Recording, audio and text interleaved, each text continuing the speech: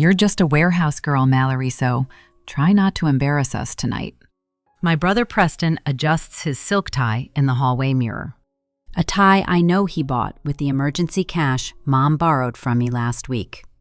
I swallow the sharp retort rising in my throat and stare at my scuffed sneakers. For 3 years, I've played this role perfectly. The struggling sister. The unambitious box packer. The background character in the shining movie of Preston's life. But tonight, the script is about to change in ways he can't even imagine.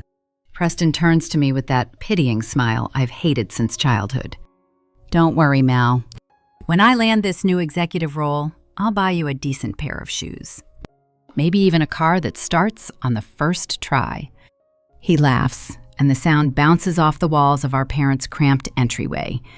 He has no idea that the company he's applying to is Nexus Logistics. And he definitely doesn't know that the CEO he's dying to impress is me. Before we dive into how my arrogant brother walked into his own execution, please subscribe. Leave a comment telling me where you're watching from and share your thoughts on this story. I'd love to hear your take on family dynamics and entitlement.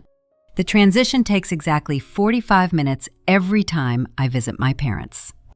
I start in my penthouse on the 40th floor overlooking the Seattle skyline. Floor-to-ceiling windows frame the city lights like diamonds scattered on black velvet. The air smells of vanilla bean candles that cost more than my parents' monthly grocery bill. I stand in my walk-in closet surrounded by tailored blazers and Italian leather shoes. My fingers trace the sleeve of an Armani suit I wore to close our Series C funding. $80 million in one afternoon. But none of that exists for the next few hours. I pull off the silk blouse and replace it with a faded gray hoodie. There's a small hole near the left cuff that I've carefully maintained. I bought this at Goodwill 3 years ago, specifically for these visits. My designer jeans come off and I step into worn cargo pants with paint stains. The pants are 2 sizes too big because struggling warehouse workers don't have time for proper shopping. I walk to my bathroom and stare at my reflection under the harsh LED lights. My makeup is subtle but expensive foundation that makes my skin look flawless. I turn on the faucet and splash cold water on my face, scrubbing away every trace. The woman in the mirror transforms from CEO to exhausted laborer in 3 minutes. I grab my beat-up 2015 Honda Civic keys from the bowl by the door. This car lives in a storage unit across town because I can't risk anyone seeing me drive it from this building. The elevator ride down feels like descending into a different life. I exit through the service entrance where the valets don't recognize me. 20 minutes later, I pull into Aga Station 2 blocks from my parents' house. The bathroom smells like industrial cleaner and something I don't want to identify. Fluorescent lights flicker overhead, casting greenish shadows on the cracked mirror. I lean close to the glass, checking that every trace of my real life is gone. My eyes look tired now without the concealer. There are lines around my mouth I usually hide with strategic contouring. This is the face they expect to see. The face of someone who's given up on dreams. I pull the hoodie tighter and walk back to my car with my shoulders slightly hunched. Even my posture has to sell the lie. As I drive the last 2 blocks, a memory hits me so hard I almost miss the turn. I'm 8 years old, standing in my parents' kitchen, holding a piece of construction paper. It's my drawing from art class acrayon picture of my future. I'd drawn myself in a white coat surrounded by test tubes and microscopes. The teacher had written "Future Scientist" across the top in gold star stickers. "Mom, look what I made." I was so proud, my hands were shaking. My mother glanced up from chopping vegetables, barely focusing on the paper. "That's nice, honey. Now go help Preston with his spelling homework. He has a test tomorrow, and he's struggling." "But Mom, I got the highest grade in class and—" "Mallory." Her voice went sharp the way it always did when I pushed back. "Your brother needs help. He's going to be something special someday. You're smart enough to figure things out on your own." I walked slowly to Preston's room, my drawing clutched against my chest. The next morning, I found it in the kitchen trash can, crumpled between coffee grounds and eggshells. She hadn't even smoothed it out before throwing it away. I pull into my parents' driveway, and the memory dissolves. But the ache in my chest stays fresh as if it happened yesterday. Their house is a small ranch-style home with chipping paint and an overgrown lawn. I've offered to pay for repairs a dozen times through carefully constructed lies about overtime pay. But Dad always says the money should go to Preston's ventures instead. I knock twice before letting myself in. The smell hits me immediately, overcooked turkey and the sour tang of cheap red wine. Mom is in the kitchen wearing anapron with gravy stains. She looks up and frowns at my outfit. You could have dressed up a little, Mallory. It's Thanksgiving. I spent 10 hours on my feet yesterday, Mom. Overtime pays double on holidays. The lie rolls off my tongue smooth as silk. Work is work, honey, but appearances, respect. She stirs the gravy with sharp, aggressive movements. Preston walks in from the living room carrying a wine bottle. The label says it's a 2018 Bordeaux that retails for $90. I know because I track his purchases through the credit card he doesn't realize I can access. He pours glasses for Mom and Dad, but skips over me completely. Sorry, Mal, I didn't think you'd appreciate a vintage Cabernet. Maybe there's some light beer in the fridge for you. His smile is all teeth, no warmth. I force myself to smile back and grab a celery stick from the counter. The dining room table is set with mismatched plates and a plastic tablecloth. I sit in the chair closest to the kitchen, the one no one else wants. Preston takes the head of the table, even though Dad is still alive. Dad comes in from the garage wiping motor oil off his hands. He's been tinkering with the same broken lawnmower for 6 months. He claps Preston on the shoulder and sits down. So, son, tell us about this big opportunity you mentioned on the phone. Preston leans back in his chair like he's holding court. It's a COO track position at Nexus Logistics. They're the hottest unicorn in the supply chain sector right now. My fork pauses halfway to my mouth. I keep my face neutral and continue chewing my dry turkey. They've got backing from Sequoia and Andreessen Horowitz. Series C funding was massive, but they're being too conservative with their expansion. I almost laugh. We closed that round at $80 million specifically because we're not conservative. We're strategic. They need someone with vision, Dad. Someone who understands not just the mechanics, but the big picture. I've been studying their business model for weeks. Honestly, their current leadership is playing it too safe. They're sitting on a gold mine and don't even realize how to scale it properly. The arrogance in his voice makes my jaw clench. I've spent 7 years building Nexus, from a garage startup to a company Forbes called the future of logistics. And he thinks he can walk in and teach me how to run it. That sounds incredible, Preston. Mom's face glows with adoration, like he just announced a Nobel Prize. But wait, isn't that the company Mallory works for? The entire table goes silent. Preston looks at me with genuine confusion, then bursts into laughter. Mom, Nexus is a tech company. A real tech company with algorithms and machine learning. Mal works in a warehouse that contracts with third-party shippers. She moves boxes around. She doesn't work for Nexus. She works for one of the companies Nexus uses. Technically, he's right about the contractor structure. We do use third-party warehouses for fulfillment. But I designed that entire system. I just nod slowly, keeping my eyes on my mashed potatoes. Yeah, I just load the trucks. Exactly. Preston points his fork at me like he's making a profound observation. See, that's the difference between us, Mal. You're content with labor, and I'm designed for leadership. It's not your fault, really. Some people are just born to follow orders, and others are born to give them. It's just how the world works. The insult sits heavy in the air. But I don't react. I'm too busy imagining his face when he walks into my boardroom. When he realizes that the woman he's been condescending to for 30 years is about to decide his entire future. Dad cuts himself another thick slice of turkey, piling it onto Preston's plate. We always knew you'd do something big, son. You've got that fire, that drive. He doesn't look at me when he says it. Preston swirls his wine glass, trying to look sophisticated. But there's a catch. His voice shifts to something calculated, like he's rehearsed this part. I need to look the part for the interview next week. My old suits are outdated, and this role demands a certain aesthetic. First impressions matter at this level. He looks at Mom, then Dad, and finally his gaze lands on me. Mom mentioned you've been picking up extra shifts, Mal. I need $500 for a custom fitting at Nordstrom. Consider it an investment in the family's future. When I get this job, I'll pay you back, double, I swear. The room holds its breath, waiting for my answer. I can feel their eyes on me. Mom's hopeful. Dad's expectant. Preston's entitled. If I say no, they'll guilt trip me until Christmas. They'll call me selfish and bitter. They'll say I'm jealous of Preston's success. But if I say yes, I'm tightening the noose around his neck. I reach for my worn wallet in my hoodie pocket. Inside is exactly $500 in cash. I withdrew it this morning, knowing this moment would come. I count out the bills slowly, making sure they see every 20. Fine. I hand the money across the table.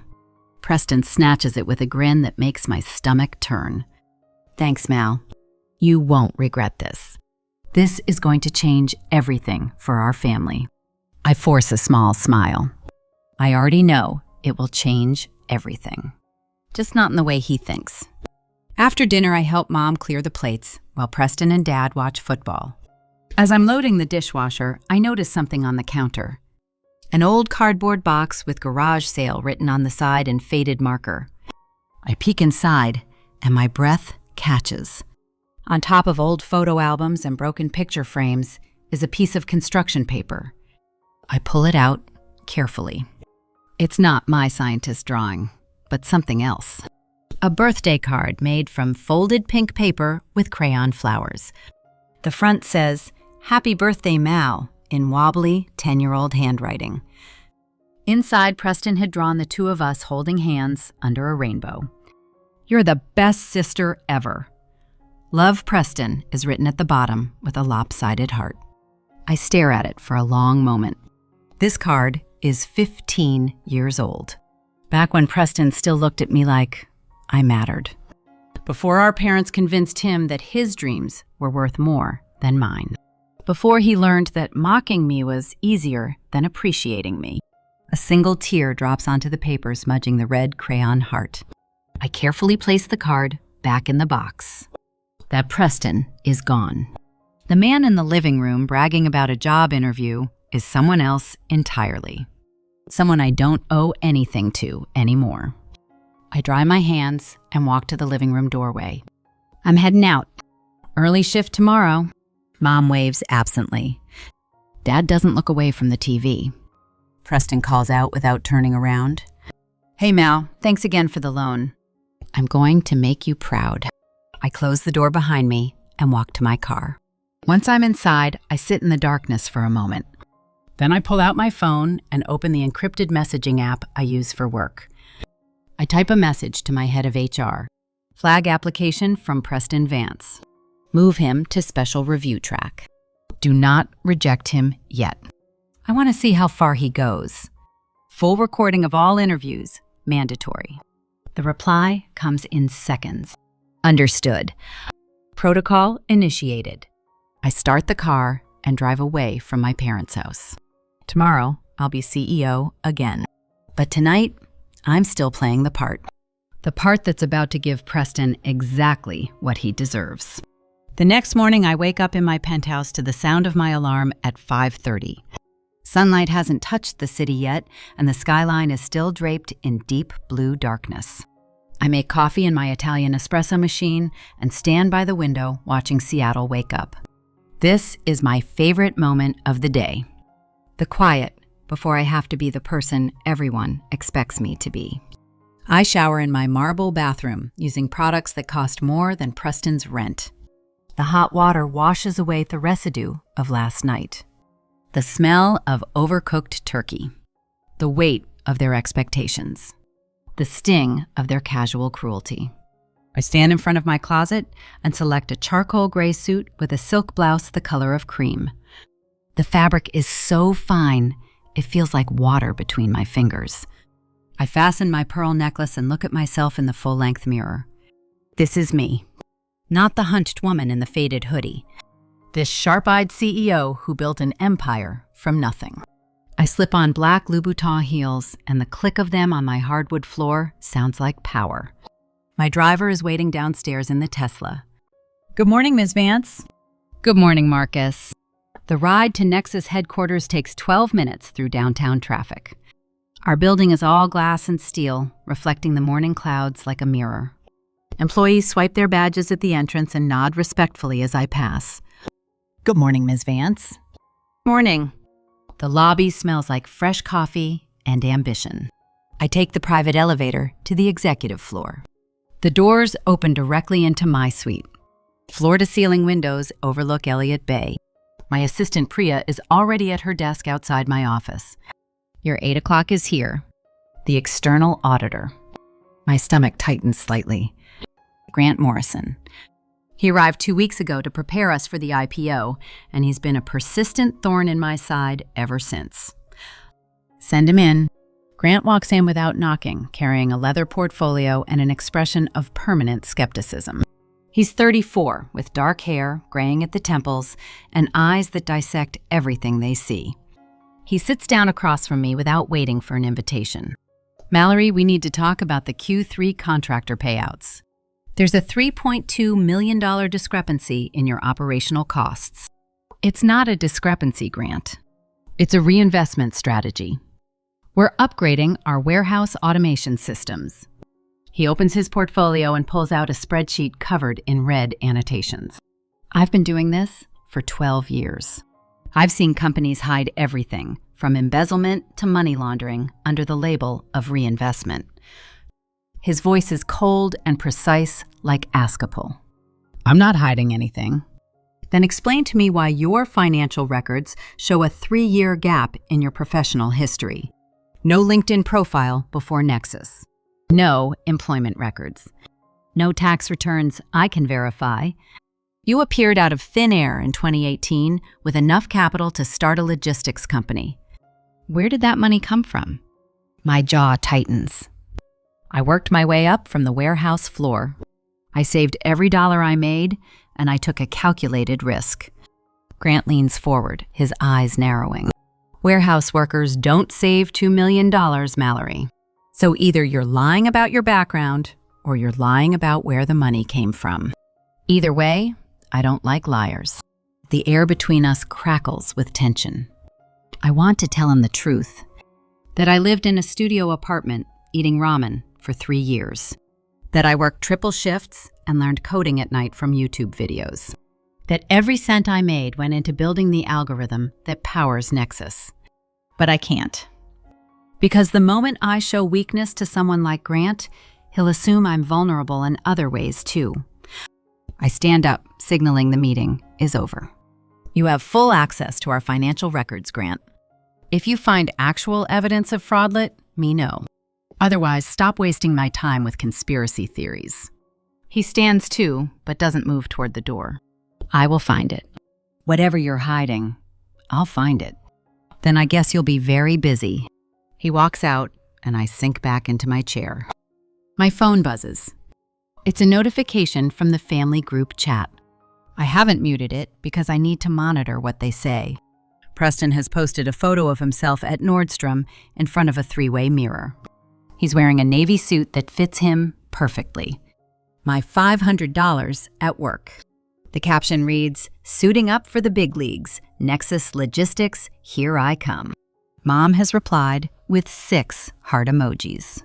Dad wrote, "That's my boy." I stare at the photo for a long moment.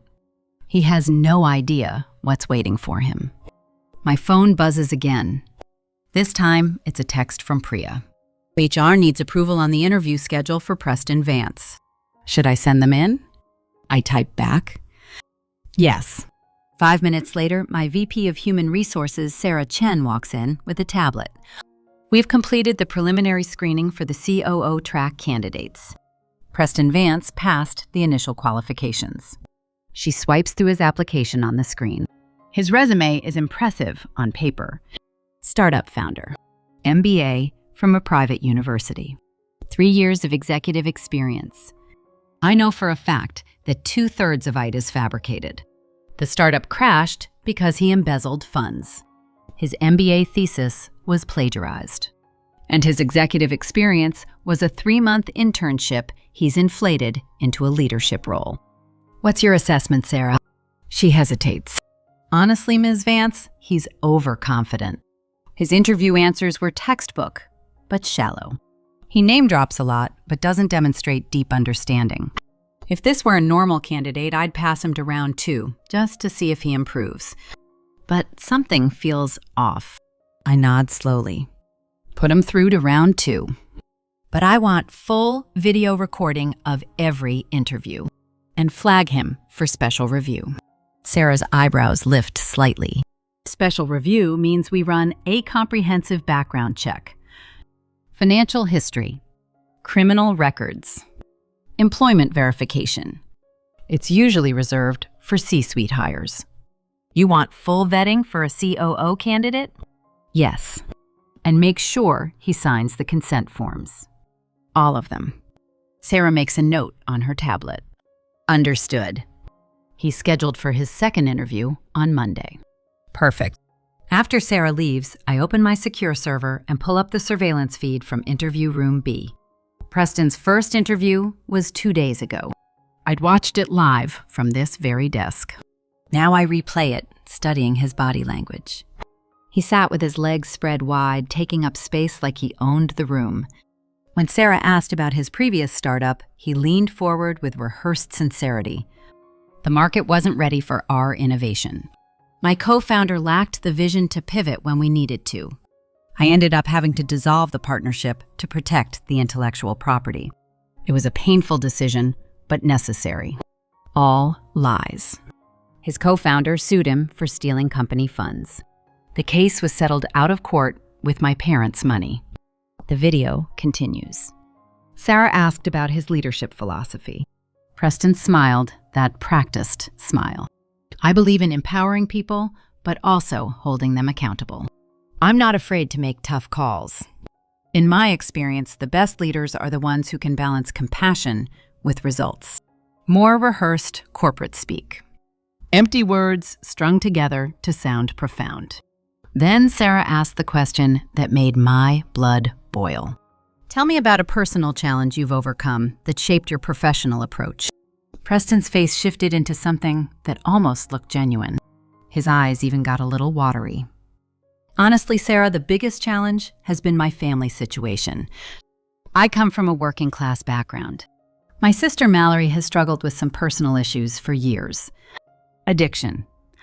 Financial instability.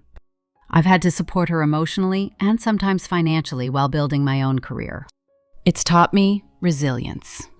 It's taught me that you can't save everyone, but you have to try anyway. I pause the video. My hands are shaking. Addiction. He told a room full of strangers that I'm an addict. To make himself look noble. To paint himself as the struggling hero carrying his broken sister on his back. I close the laptop before I throw it across the room. My office door opens. Grant walks in again this time, without his portfolio. We need to talk. I thought we were done talking. He closes the door behind him. I was reviewing the hiring pipeline for due diligence. There's a candidate named Preston Vance flagged for special review. That's a fairly unusual protocol for a non-executive hire. So, Grant crosses his arms. Vance is your last name, Mallory. Is he related to you? My face stays perfectly neutral. Why would you assume that? Because I'm good at my job. And because when I dug into his background, I found a financial connection. Multiple transfers from your personal accounts to his over the past 5 years. $40,000 total. He pulls out his phone and shows me a spreadsheet. Every transaction is highlighted in yellow. My stomach drops, but I keep my voice steady. That's private information, Grant. Not when it involves potential fraud or nepotism in a company preparing for IPO. If you're hiring family members without disclosure, that's a violation of fiduciary duty. I could kill this entire public offering. For a long moment, I just stare at them. Then I make a decision. Close the door. He does. I walk over to my secondary monitor and wake it up. The screen shows the live feed from our security cameras. I pull up the archived footage from Preston's first interview. Grant watches in silence as Preston lies about his startup, lies about his education, and then tells the world that his sister is an addict. When the video ends, Grant looks at me. Who is he? He's my brother. Grant's expression doesn't change. And you're not hiring him? No, I'm destroying him. I turn to face Grant fully. For 30 years, my family has treated me like an ATM machine. They take my money. They mock my work. They've convinced themselves that I'm worthless. My brother has no idea that I own this company. He thinks I pack boxes in a warehouse for $16 an hour. He applied here because he believes this is his big break, his chance to finally prove he's better than me. Grant is silent processing this. So you're putting him through the interview process to humiliate him. I'm putting him through the process to expose him. Every lie on his resume, every crime he's committed and covered up, every dollar he's stolen from investors. By the time I'm done, he won't just be rejected from Nexus. He'll be blacklisted from the entire industry. Grant walks closer to the monitor. He replays the part where Preston claims I'm an addict. When it finishes, he turns to me. Do you have proof of his fraud? Some. Not enough yet. He nods slowly. Then let me help you. I've spent my entire career exposing liars, Mallory. I'm very good at it. Give me 72 hours and I'll find every skeleton in his closet. Why would you help me? Because I don't like people who lie about their family to get ahead. And because I was wrong about you. You're not hiding embezzlement. You're hiding survival. Something shifts in the air between us. For the first time since we met, Grant isn't looking at me like I'm a suspect. He's looking at me like an ally. I extend my hand. 48 hours.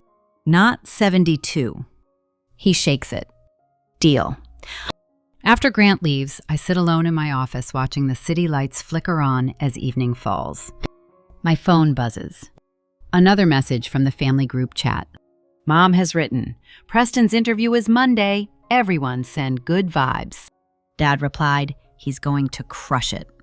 Preston added, thanks, fam. This is just the beginning. I set my phone down and open my calendar. Monday, 2 days from now.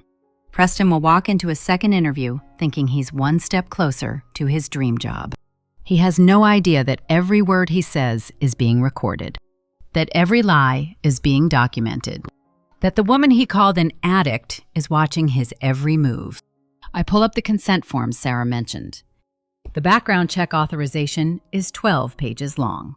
It gives Nexus the legal right to investigate employment history, criminal records, financial disclosures, even sealed juvenile records if relevant to the position.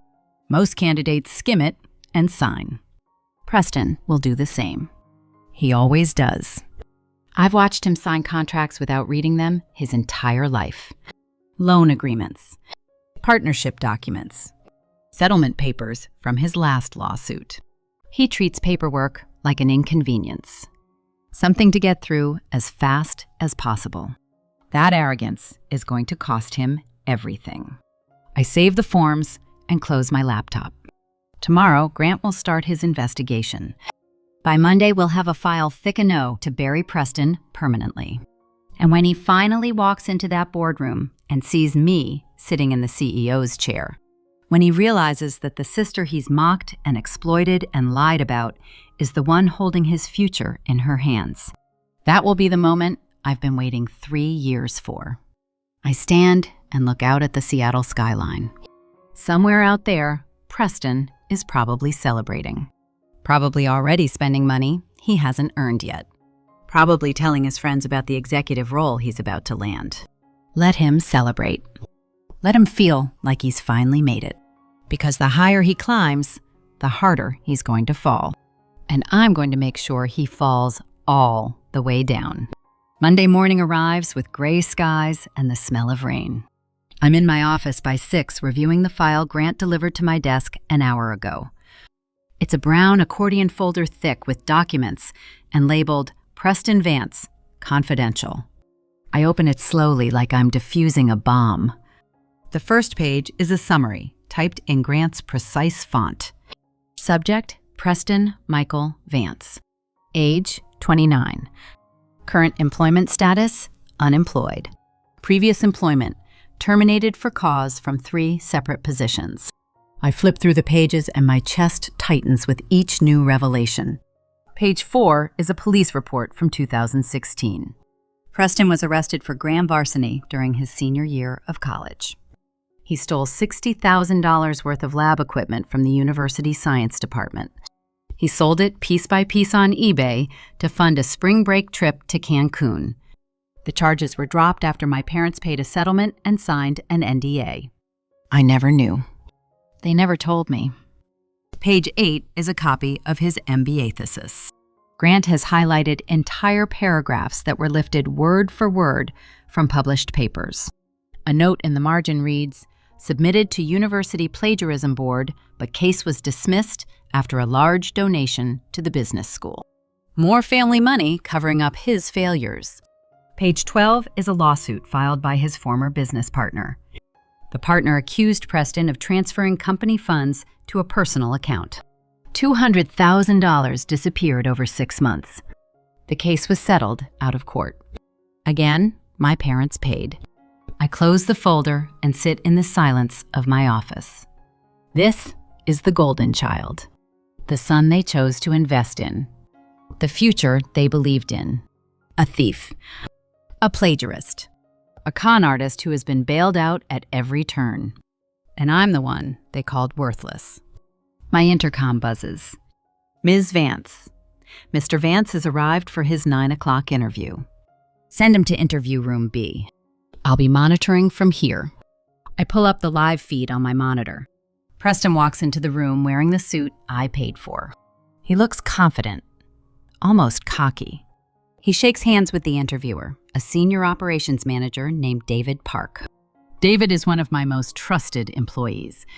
He knows exactly what this interview is really about. Good morning, Mr. Vance. Thanks for coming back. Preston sits down and crosses one ankle over his knee. Thanks for having me, David. I've been looking forward to this. David opens a leather portfolio. Let's start with something straightforward. Can you walk me through your role at Crypto Launch, your most recent venture? Preston doesn't hesitate. I was the CEO and co-founder. We were developing a blockchain-based platform for decentralized finance. We had some early traction, but the market shifted, and we made the strategic decision to dissolve. David nods and makes a note. According to our records, you list yourself as CEO, but the business registration shows you as an intern. Can you clarify that discrepancy? Preston's smile falters for half a second. That was a filing error. My co-founder handled the paperwork and he got the titles mixed up. I was absolutely the operational leader. David writes something down. I see. And can you provide contact information for this co-founder so we can verify? Preston shifts in his seat. Unfortunately, we parted ways on difficult terms. He's not someone I'd recommend as a reference.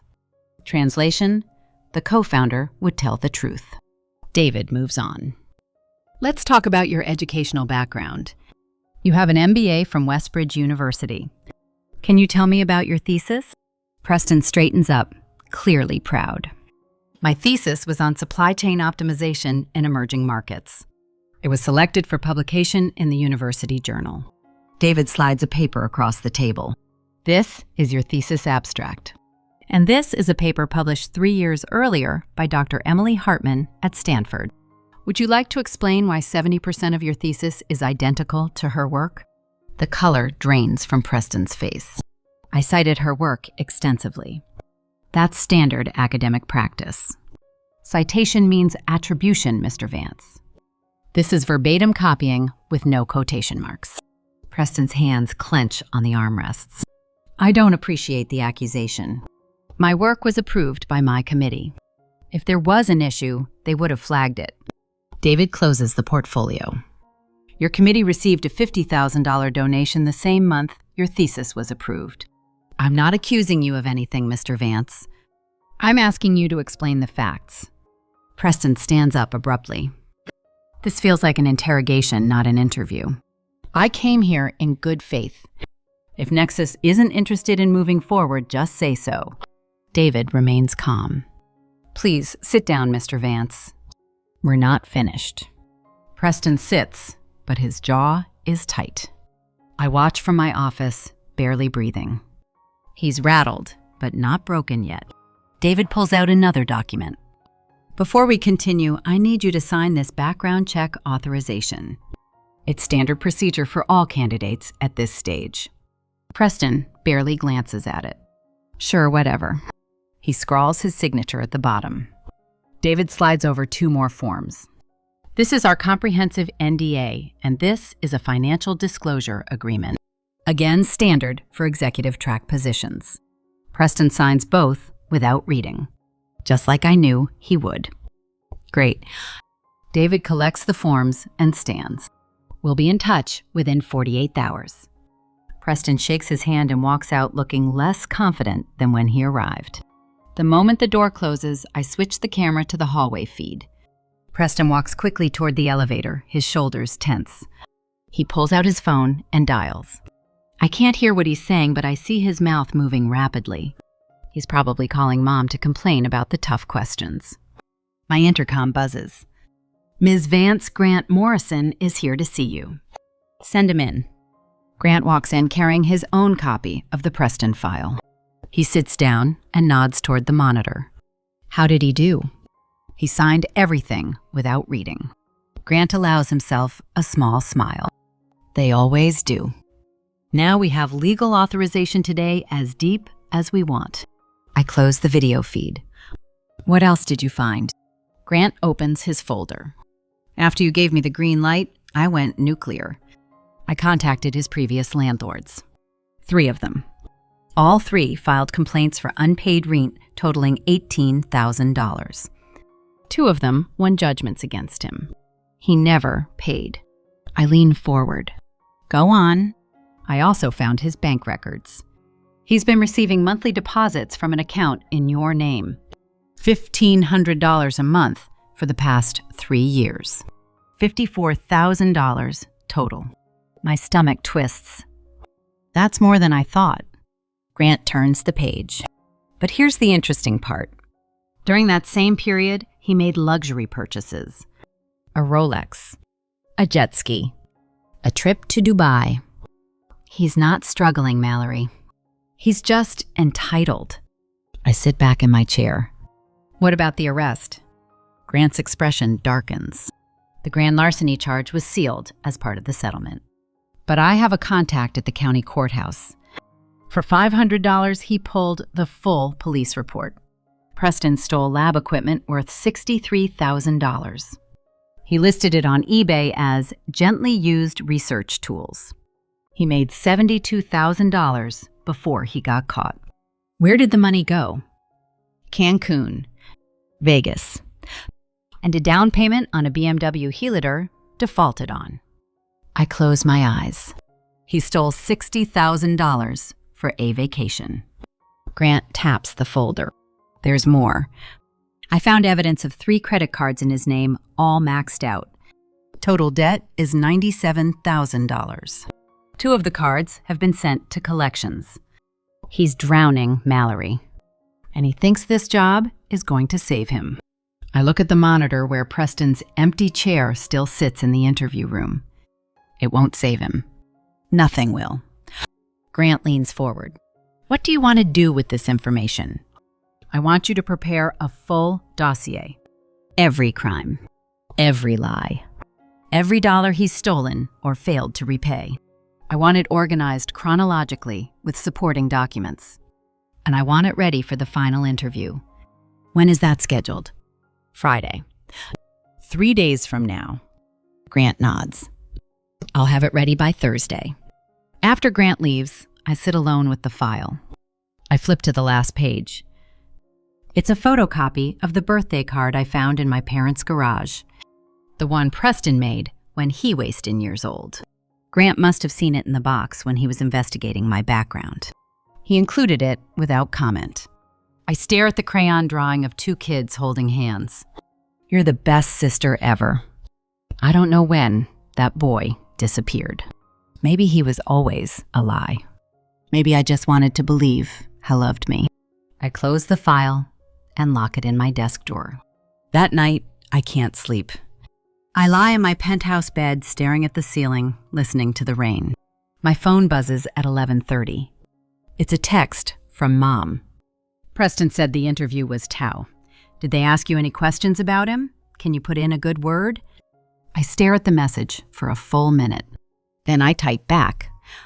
I just load trucks, Mom. I don't know anyone in the corporate office. She replies immediately. All right. Well, keep your ears open. Family helps family. I set the phone down and turn toward the window. The city lights blur through the rain-like distant stars. Family helps family. That phrase has been weaponized against me my entire life. When Preston needed bail money, family helps family. When he needed a cosigner, family helps family. When he needed $500 for a suit, family helps family. But when I needed help, when I needed someone to believe in me, when I needed my parents to see me as more than a piggy bank, family was nowhere to be found. I get out of bed and walk to my home office. I open my laptop and pull up the Nexus employee directory. 643 people work for this company. 643 lives that depend on the decisions I make. Preston thinks he can walk in and take a leadership role. He thinks he deserves it because of his name and his MBA and his overconfident smile. But he doesn't know what it takes to build something real. He doesn't know what it's like to sacrifice everything for a vision. He's never worked a 16-hour day. Never missed a meal to save money for server costs. Never taught himself to code at 2 a.m. because he couldn't afford classes. He's a parasite, and I'm done letting him feed off me. Wednesday arrives. I'm in back-to-back meetings all day preparing for the IPO. Grant sits in on the financial review. He doesn't mention Preston, but I catch him watching me during the presentation. After the meeting, he lingers by the door. Can I ask you something personal? I nod. Why didn't you just reject his application on day 1? Why put yourself through this? I consider the question. Because rejection would have been easy for him to dismiss. He would have blamed bias or politics or bad luck. He would have learned nothing. But this way, he's going to know exactly why he failed. He's going to see every lie exposed, every crime documented, every bridge burned. And he's going to understand that it was his own arrogance that destroyed him. Grant studies me for a moment. You're not doing this for revenge. You're doing this to protect your company. Both can be true. He nods slowly. Fair enough. Thursday morning, Grant delivers the final dossier. It's in a black leather binder with Preston Michael Vance complete background report embossed on the cover. I flip through it. 52 pages. Every document is labeled and cross-referenced. Police reports, court filings, bank statements, emails, photographs of the stolen lab equipment listed on eBay, screenshots of his maxed-out credit cards, letters from landlords demanding payment. It's damning. It's comprehensive. It's irrefutable. I close the binder. This is perfect. Grant sits down across from me. Tomorrow is the final interview. Are you ready? I've been ready for 3 years. He stands to leave, then pauses at the door. For what it's worth, Mallory, I think you're doing the right thing. Not just for you. For everyone he might have hurt if you'd let him get away with it. Thank you, Grant. After he leaves, I sit with the binder in my lap. Tomorrow, Preston will walk into the boardroom expecting to meet the CEO. expecting to charm his way into a six-figure salary, expecting to finally prove that he's the successful one. Instead, he's going to meet me, and I'm going to show him what real power looks like. Friday morning, I wake up to 17 text messages, all from the family group chat. I scroll through them with my coffee. Mom at 6:15 a.m. Big day for Preston. Everyone send positive energy. Dad at 6:42. That's my boy. Go get him, son. Preston at 7:03. Heading to Nexus now. Wish me luck, fam. This is it. Mom again at 7:30. Mallory, are you awake? Can you say something nice to your brother? I set the phone down without responding. Let them wonder. Let them think I'm too busy loading trucks to care about Preston's big moment. I dress carefully today. A navy Armani suit that cost $3,000. The pearl necklace I bought myself for my 30th birthday. Black Louboutin heels that add 3 inches to my height. I look in the mirror and barely recognize the woman staring back. She looks powerful, untouchable. Nothing like the girl who used to beg for her parents' approval. I arrive at the office at 7:45.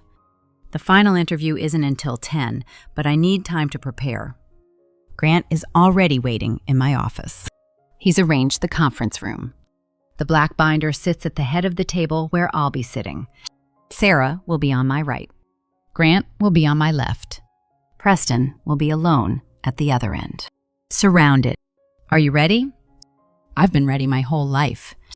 At 9:55, my assistant Priya calls. Mr. Vance is here. He's early. Send him to conference room A and offer him coffee. Tell him we'll be with him shortly. I watch on the security feed as Preston is escorted to the conference room. He's wearing the same suit from Monday. He looks nervous, but excited. He accepts the coffee and sits down checking his phone. He types something and grins, probably updating the family chat. 10 minutes pass, then 15. I let him wait. Let him marinate in his own anticipation. At 10:20, I stand. It's time. Grant and Sarah follow me down the hall. We stop outside the conference room door. I take a breath. This is the moment everything changes. I open the door. Preston looks up with a practiced smile. Good morning, I hope I'm in the right place. You are. I walk to the head of the table and sit. Preston's eyes follow me confused. He looks at Sarah, then at Grant, then back at me. Mal, what are you doing here? Did they ask you to bring coffee or something? I fold my hands on the table. Sit down, Preston. He laughs nervously. Seriously, what's going on? Are you like temping as a receptionist now? That's actually great, Mal. Good for you. I don't smile. I said sit down. Something in my voice makes him obey. He sits slowly, his smile fading. Sarah closes the door. Grant opens his laptop. The air in the room shifts. Preston looks between the 3 of us. Okay, this is weird. Can someone tell me what's happening? Where's the CEO? I lean forward. You're looking at her. Silence. Preston blinks. What? My name is Mallory Vance, and I'm the founder and CEO of Nexus Logistics. Preston's face goes through a series of expressions. Confusion, disbelief, realization, and then something that looks like panic. No, that's impossible. You work in a warehouse. You drive a Honda. You live in that crappy apartment near the interstate.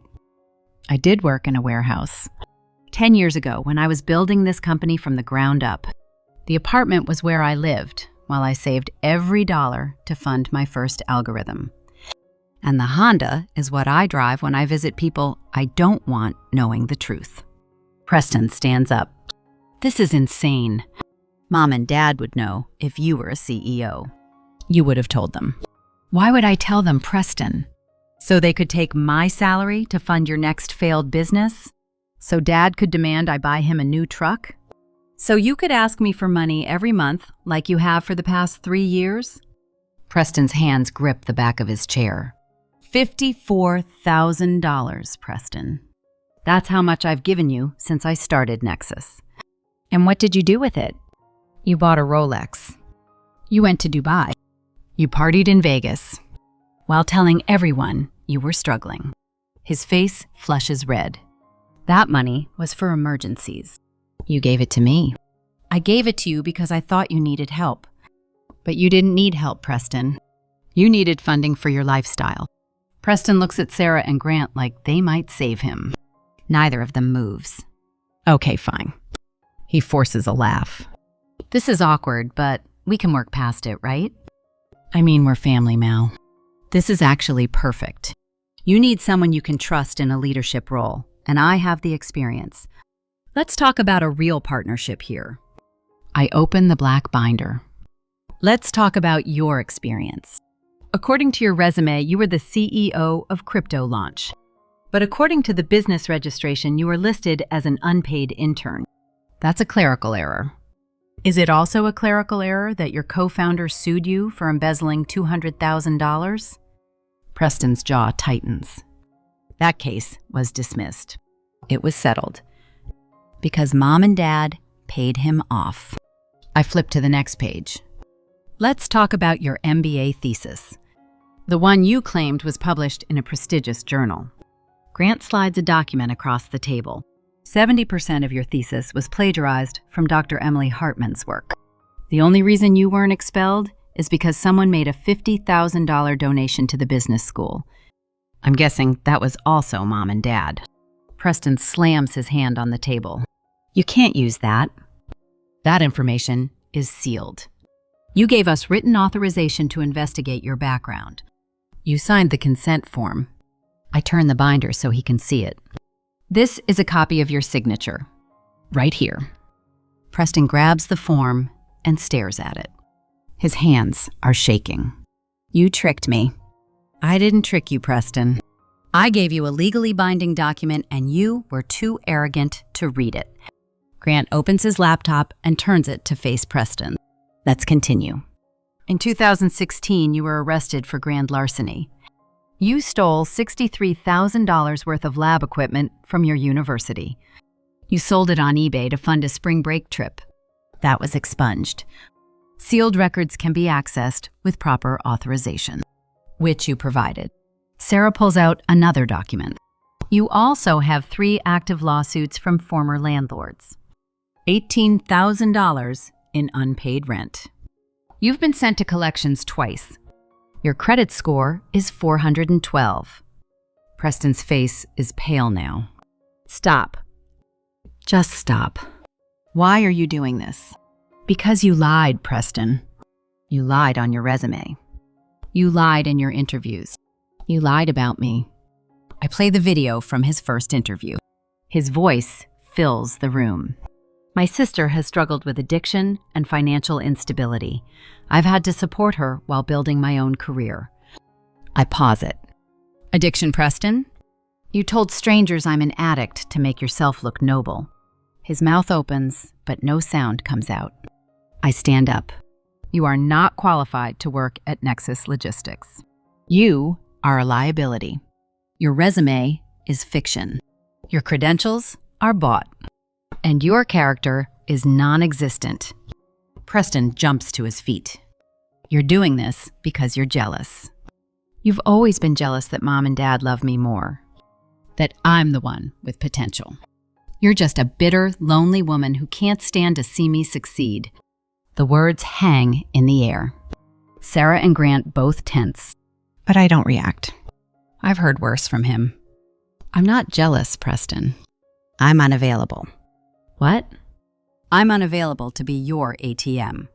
I'm unavailable to fund your failures. I'm unavailable to clean up your messes. And I'm unavailable to pretend you're anything other than what you are. A fraud.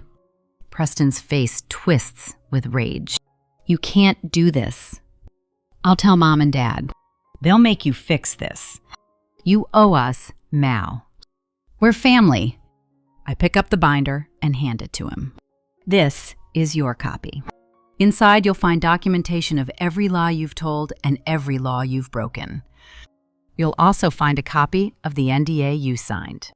If you speak to anyone about this interview or about Nexus Logistics, I will release this information to every company in the supply chain industry. You will never work in corporate America again. Preston stares at the binder like it's a snake. You're insane. I'm thorough. Security will escort you out. 2 guards appear at the door. Preston looks at them, then back at me. This isn't over. Yes, Preston. It is. The guards take his arms gently but firmly. Preston tries to pull away, but they hold him steady. As they walk him toward the door, he twists back to look at me. I hope you're happy, Mal. I hope this was worth destroying your own family. I meet his eyes. You destroyed yourself. I just documented it. The door closes. He's gone. The room is silent. Sarah exhales slowly. That was intense. Grant closes his laptop. He'll go to your parents. I know. Let him. I sit back down and place my hands flat on the table. They're not shaking. I thought they would be, but they're steady. Sarah and Grant leave to handle the post-interview paperwork. I stay in the conference room, alone. The coffee Preston was drinking is still on the table. Half full and cold. I pick it up and pour it into the trash. My phone buzzes. It's the family group chat. Preston has sent a single message. Mal sabotaged my interview. She's the CEO, and she humiliated me on purpose. I need you both to call her right now and fix this. 3 dots appear as Mom starts typing. Then Dad. I turn off my phone. I'm not ready for that conversation yet. That night, I sit in my penthouse with all the lights off. The city glows below me like a distant galaxy. My doorbell rings at 8:15. I check the security camera. It's my parents. Mom looks like she's been crying. Dad looks like he wants to break something. I could ignore them. Pretend I'm not home. But that would only delay the inevitable. I open the door. Mom rushes in without waiting for an invitation. How could you, Mallory? He's your brother. Dad follows her, his face red. You humiliated him. After everything we've done for you. I close the door and lean against it. Everything you've done for me? Mom's voice cracks. We raised you. We fed you. We gave you a home. And in return, you destroyed your brother's future. I walk past them into the living room. They follow. Dad looks around at the marble floors and the designer furniture. His jaw clenches. So this is where you've been living while we struggled to pay the mortgage. You've been playing dress up as a rich person. I'm not playing anything. I built a company. This is what success looks like. Mom sits on my couch, uninvited. If you were successful, you would have helped us. Real daughters take care of their parents. I've given you over $100,000 in the past 5 years. That's not helping? That was for Preston. For his future. You were supposed to support him, not sabotage him. I sit down across from her. Let me ask you something, Mom. When I got a full scholarship to college, what did you say? She looks confused. What? When I was 22 and I won a full academic scholarship. 4 years tuition paid. Do you remember what you said? She shifts uncomfortably. I don't remember. You said that Preston needed the money more, that he was struggling at his private school. So you asked me to decline the scholarship and go to a state school instead. You asked me to work 3 jobs to pay for community college so Preston could finish his degree. Dad steps forward. He needed that support, Mallory. He has potential. And I didn't? Dad's expression hardens. You're a woman. You were always going to be fine. Preston needed to establish himself. He needed to build a legacy. There it is. The truth I've always known, but never heard spoken so plainly. I stand up and walk to my desk. I pull out a folder I've had prepared for weeks. Inside are legal documents. This is a cease and desist order. If you contact me or any of my employees again, I will pursue legal action for harassment. Mom gasps. You can't be serious. This is a demand for repayment of the $54,000 I gave Preston. Since he used it for personal luxury rather than the emergencies he claimed, I'm classifying it as fraud. Dad's face turns purple. You're going to sue your own family? This is a copy of the NDA Preston signed. He's already violated it by telling you about the interview. If he continues, I will release his full background report to an industry database. Every company in America will see his criminal record and his plagiarism and his unpaid debts. He will never get a white-collar job again. Mom starts crying. But Mallory, we're your parents. Where will we go? What will we do? I hand Dad the folder. He takes it like it might explode. That's not my problem anymore. Mom stands up. You've changed. Money has made you cruel. No, Mom. Money gave me options, and I'm choosing to use them. Dad points a shaking finger at me. We'll tell everyone what you did. We'll make sure the whole family knows you abandoned us. Go ahead. Tell them. But make sure you also tell them why. Tell them how you spent my scholarship money on Preston's spring breaks. Tell them how you demanded I co-sign loans for his failed businesses. Tell them how you called me worthless every time I asked for the smallest bit of recognition. The room goes silent. Mom's tears have stopped. Dad lowers his hand. They look at me like they're seeing me for the first time. Get out. Neither of them moves. I walk to the door and open it. Get out of my home. Dad walks out first. Mom lingers at the doorway. I never wanted it to be like this. Then you should have loved me as much as you loved him. She leaves without another word. I close the door and lock it. Then I slide down to the floor and sit there in the dark. I don't cry. I thought I would, but the tears don't come. Instead, I feel something else. Relief. For the first time in 30 years, I don't owe them anything. No money. No loyalty. No pretense. I'm free. My phone is still off. I leave it that way. Tomorrow, I'll deal with the fallout. Tomorrow, I'll change my number and hire a lawyer to enforce the cease and desist.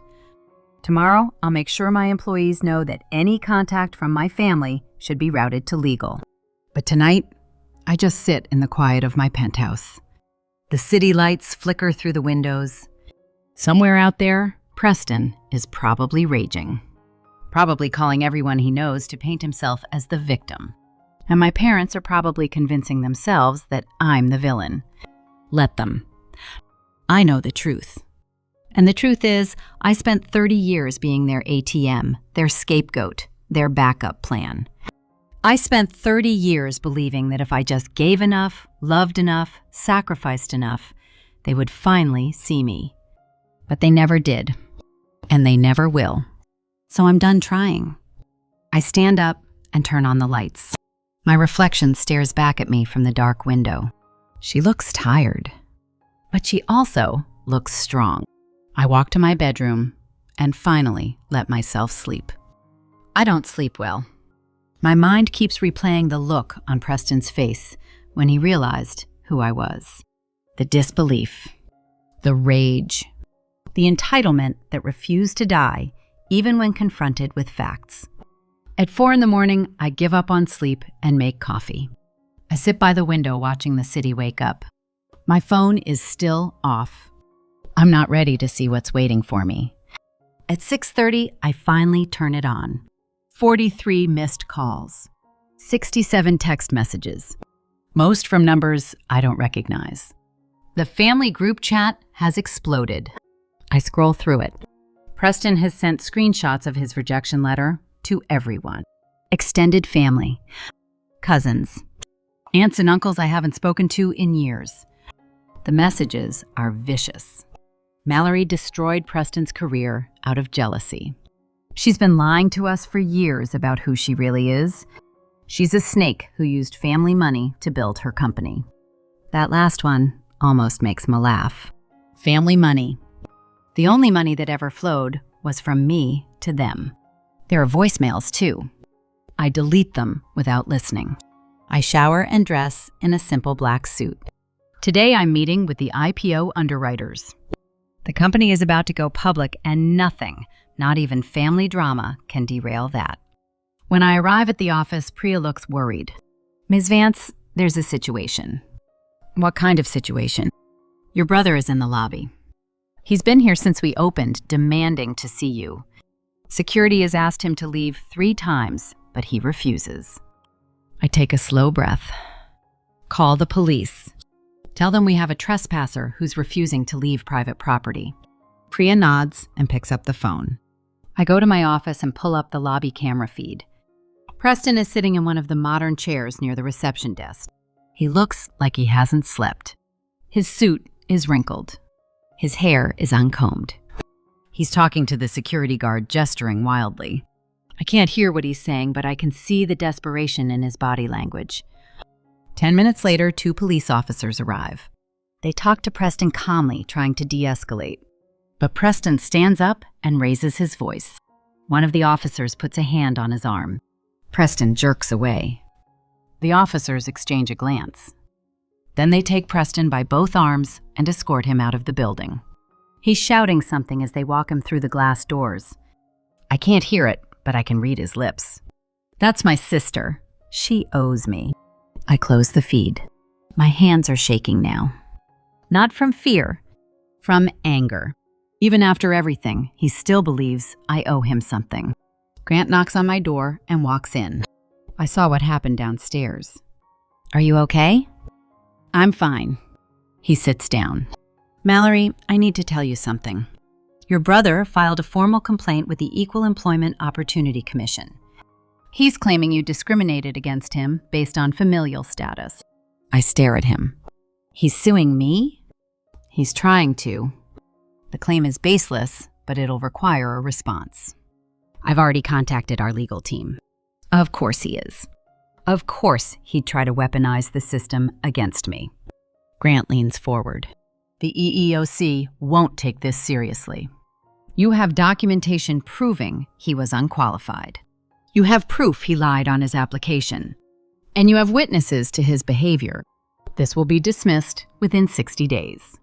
But in the meantime, it's public record, which means reporters might pick it up.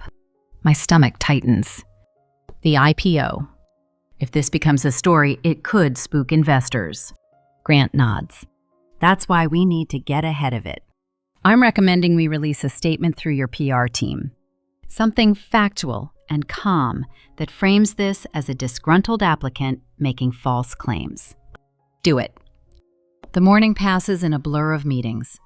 The IPO underwriters are confident. The roadshow is scheduled. Everything is on track. But I can't focus. I keep checking my phone for updates. At noon, Sarah comes to my office. Ms. Vance, we have a problem. Another one? A reporter from TechCrunch called. They heard about the EEOC complaint. They're asking for a comment. I close my eyes. What did you tell them? That we don't comment on personnel matters. But they're digging. They know Preston is your brother. Of course they do. Preston probably called them himself. I stand up and walk to the window. Below me, the city spreads out in every direction. Somewhere down there, Preston is probably feeling triumphant, thinking he's finally found a way to hurt me. Sarah clears her throat. There's one more thing. Your mother called the main line. She told the receptionist that you've stolen money from your family. The receptionist didn't know what todo, so she transferred the call to HR. I turn around. And HR documented it and flagged it for legal. But Mallory, your mother sounded unhinged. She was screaming about how you've abandoned them, how you've destroyed Preston's life. She threatened to camp out in the lobby until you agreed to help them. I sit down heavily. Issue a trespass warning for both my parents. If either of them shows up on company property, call the police immediately. Sarah nods and leaves. I'm alone. Again. The walls of my office suddenly feel too close. I grab my coat and take the elevator down to the parking garage. I need to drive. I need to move. I need to do something other than sit in that office waiting for the next crisis. I get in my Tesla and just drive. No destination. No plan. I end up at Discovery Park on the edge of the city. It's cold and gray, but the air smells like salt water and pine. I walk along the trail until I reach a viewpoint overlooking Puget Sound. The water is dark and choppy. Waves crash against the rocks below. I stand there for a long time. A memory surfaces. I'm 12 years old. Preston is 9. We're at this same beach with our parents. Dad is trying to teach Preston how to skip stones. Preston keeps failing. He gets frustrated and throws the stone as hard as he can into the water. Dad laughs and ruffles his hair. That's all right, son. You'll get it next time. I pick up a smooth, flat stone and skip it perfectly. 5 bounces before it sinks. I look at Dad, waiting for praise. He doesn't even glance at me. Preston, come on. Try again. You almost had it. I dropped the stone and walked away. Nobody noticed.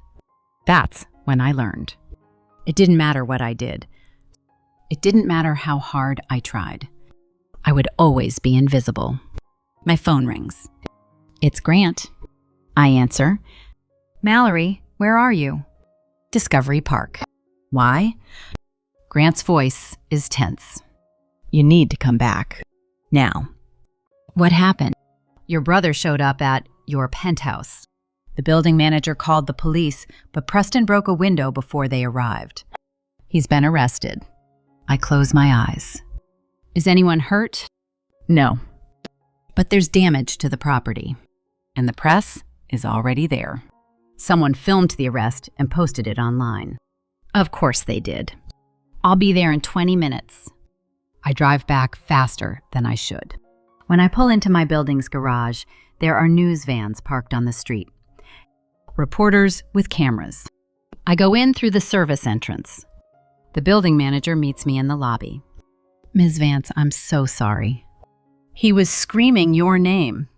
He said you stole his inheritance. We tried to stop him, but he picked up a planter and threw it through the lobby window. Show me the footage. We go to the security office. The manager pulls up the video. Preston arrives at 11:45.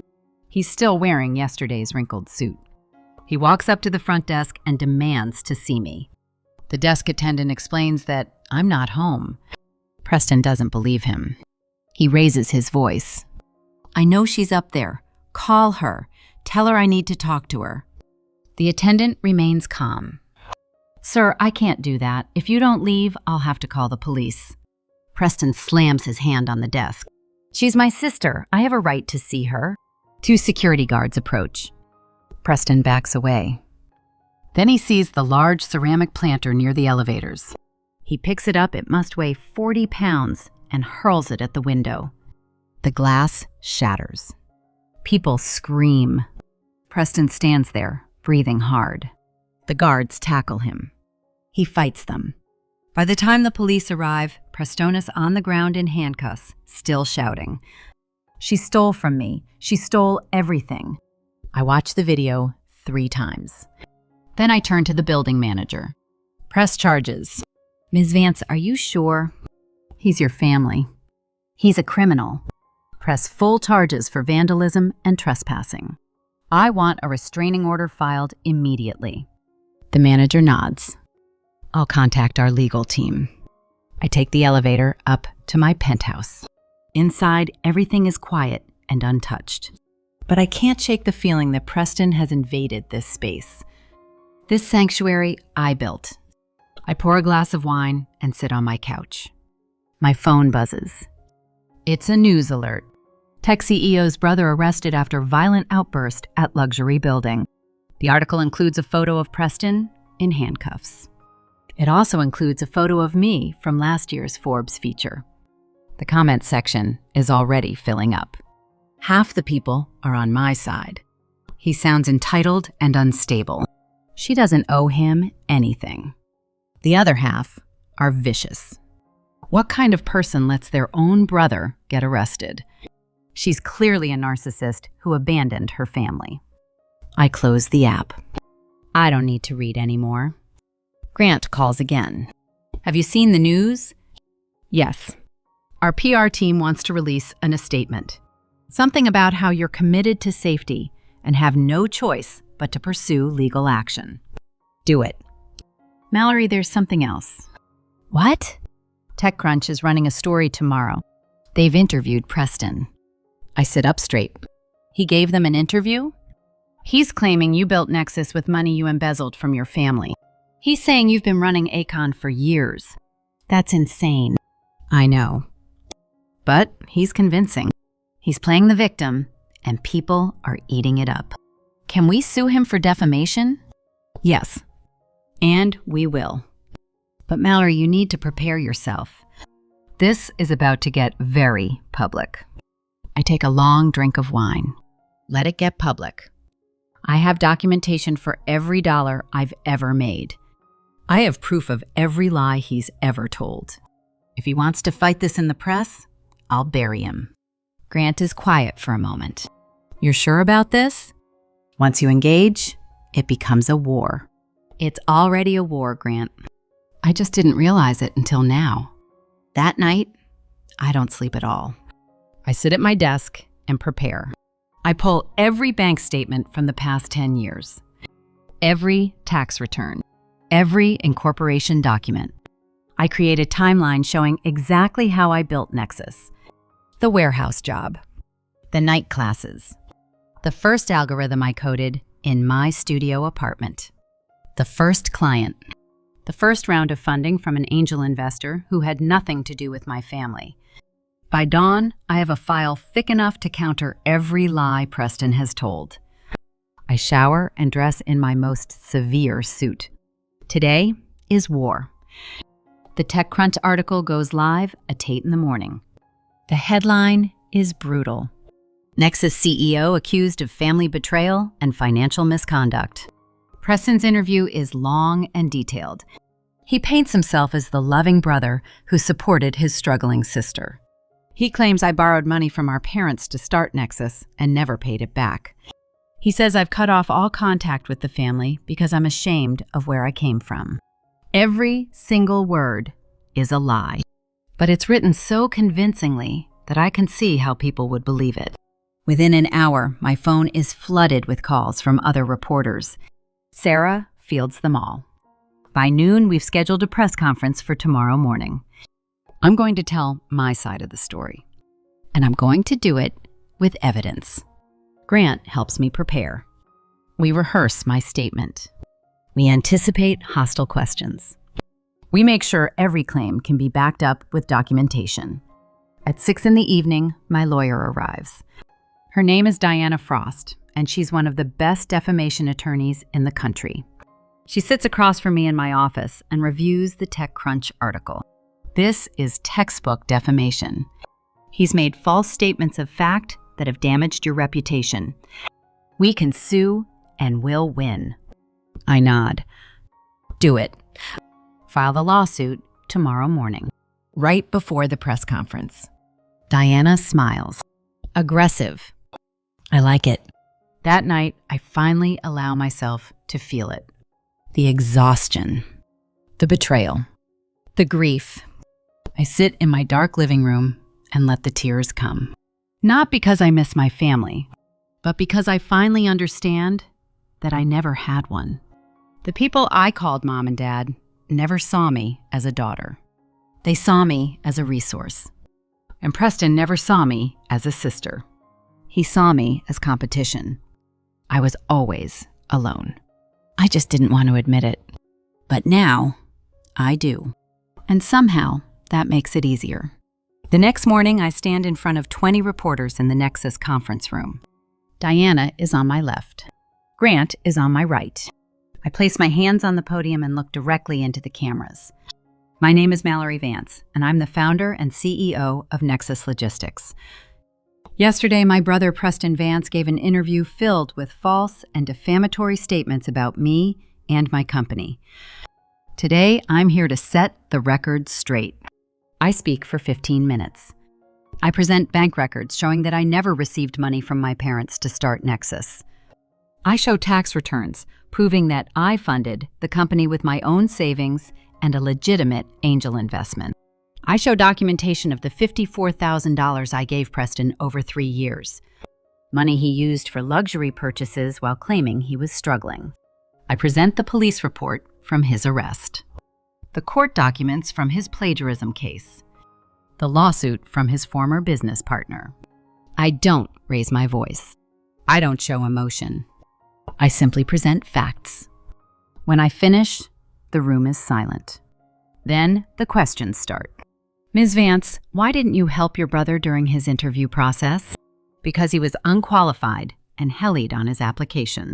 But he's your family. And I'm the CEO of a company with 600 employees. My responsibility is to them, not to someone who falsified credentials. Do you regret how this has played out?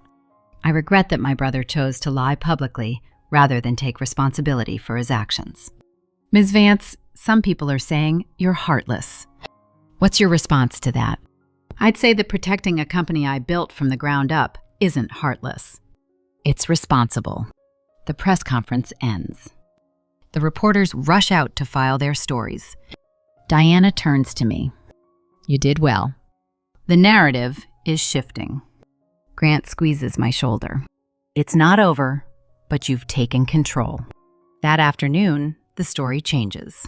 New headlines appear. Tech CEO provides evidence refuting brother's claims. Preston Vance's criminal history revealed in defamation case. The tide is turning. Not everyone believes me. Some people still think I'm cold and calculating.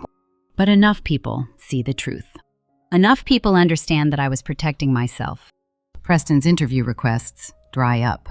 The reporters move on to other stories. And slowly, quietly, my life begins to stabilize. 6 months later, I'm sitting in a bistro in Paris. The Eiffel Tower glows in the distance against a violet sky. Grant is across from me holding a glass of Bordeaux. We've been here for 3 days celebrating the successful IPO. Nexus went public at $42 a share. By the end of the first day, we closed at $68. The company is now valued at $3.2 billion. And I own 38% of it. Grant raises his glass. To the woman who built an empire while her family tried to tear her down. I smile and clink my glass against his. To survival. We drink in comfortable silence. 6 months ago, I didn't think I'd ever feel peaceful again. The press conference had shifted the narrative, but the damage lingered. There were think pieces about family loyalty, op-eds debating whether I was justified, comment sections filled with strangers judging choices they'd never have to make. But slowly, it faded. The news cycle moved on. Preston's defamation lawsuit was dismissed with prejudice. The judge ruled that truth is an absolute defense, and everything I'd said was provably true. Preston was ordered to pay my legal fees.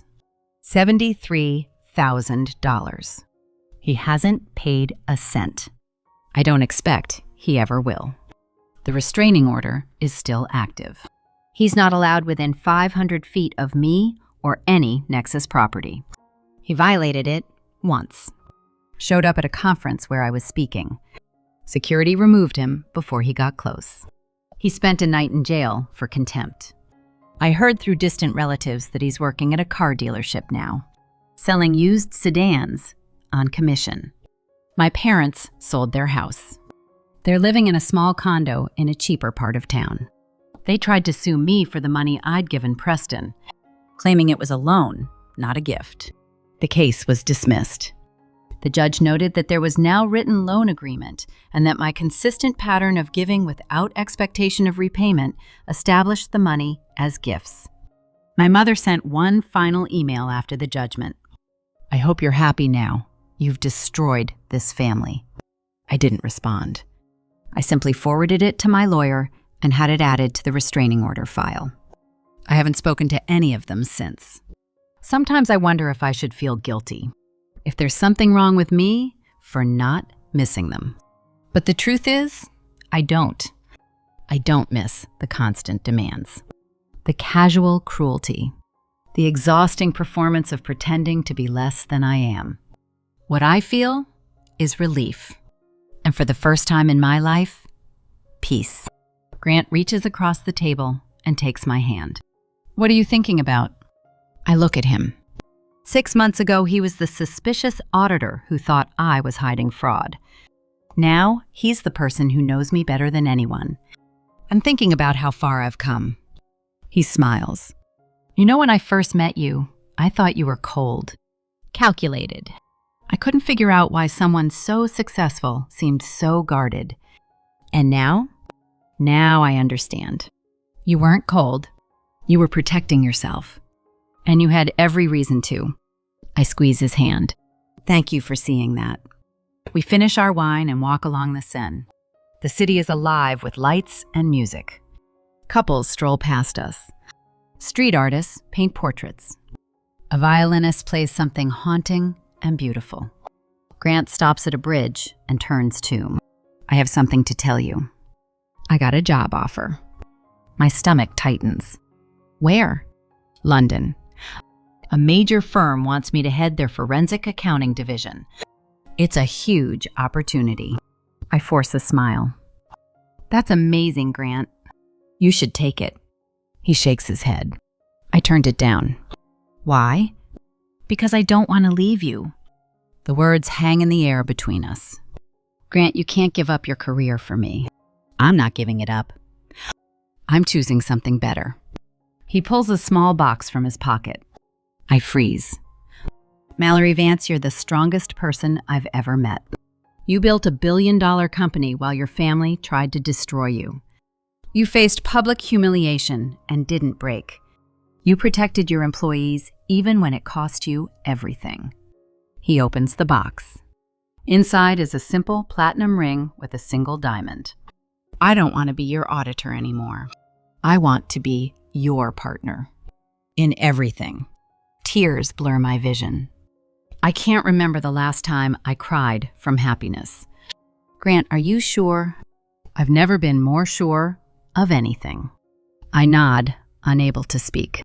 He slips the ring on my finger. We stand there on a bridge and parasholding each other while the city lights shimmer around us. For 30 years, I believed I had to earn love. That if I just gave enough sacrifice, enough made myself small enough, someone would finally see me. But I was looking in the wrong places. Love isn't something you earn by diminishing yourself. It's something you find when you finally become who you're meant to be. We fly back to Seattle the next week. The office feels different now, lighter somehow. Priya congratulates me on the engagement with a genuine smile. Sarah brings champagne. Grant officially joins Nexus as Chief Financial Officer. The employees throw us a surprise party in the cafeteria. There's cake and sparkling cider and a banner that reads, "Congratulations, Mallory and Grant." I look around at the faces of the people I work with. These are the people who saw me build this company, who believed in the vision when it was just an algorithm and a dream, who never asked me to be anything other than exactly who I am. This is my family. Later that week, I get an email from a journalist at Fortune. They want to do a cover story, not about the IPO or the family drama, about the journey. I agree. The interview takes place in my office. The journalist is a woman in her 40s with kind eyes and a sharp pen. She asks about my childhood, about the moment I realized I had to hide my success, about what it cost me. I tell her everything. When the article comes out 2 months later, the cover shows me standing in front of the Nexus building. I'm wearing a navy suit and my pearl necklace. My expression is calm and confident. The headline reads, "The Hidden CEO, How Mallory Vance Built a Tech Empire in Secret." The article is fair. It doesn't paint my family as villains or me as a saint. It simply tells the truth. That sometimes the people who are supposed to love you are the ones who hurt you most. And that choosing yourself isn't selfish. It's survival. The response is overwhelming. Thousands of messages from people who've been through something similar. Adult children of narcissistic parents. Siblings who've been scapegoated. People who've had to cut off family to save themselves. Thank you for telling your story. I thought I was the only one. You gave me the courage to finally set boundaries. I'm not crazy. My family really was toxic. I read every single message. And I respond to as many as I can. Because I remember what it felt like to think I was alone. To believe that family loyalty meant endless self-sacrifice. To wonder if there was something wrong with me for wanting more. There isn't. There never was. 1 year after the press conference, I'm invited to speak at a conference for women in tech. I stand on a stage in front of 500 people and tell my story. I talk about the garage where I coded my first algorithm. The 3 jobs I worked to save money. The moment I realized my family would never celebrate my success. And I talk about the choice I made. To protect what I built, even if it meant losing them. When I finish, the room is silent. Then someone in the back stands and starts clapping. Then another. Then another. Within seconds, the entire room is on their feet. I stand there, overwhelmed. This is what I needed 30 years ago.